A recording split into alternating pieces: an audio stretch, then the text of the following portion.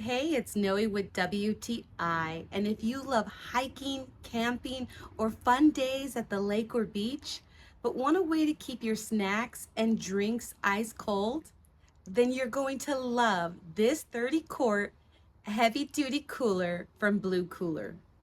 I love the fact that I'm able to bring my snacks and lunch and drinks all in one cooler. Don't be fooled by the size. I was able to fit all sizes of drinks in there. This cooler is easily able to be carried by one person, but I love the attached handles that makes it very easy for two people to carry if it does get heavy. I love the non-slip feet at the bottom of the cooler, and let me tell you, this baby has grip.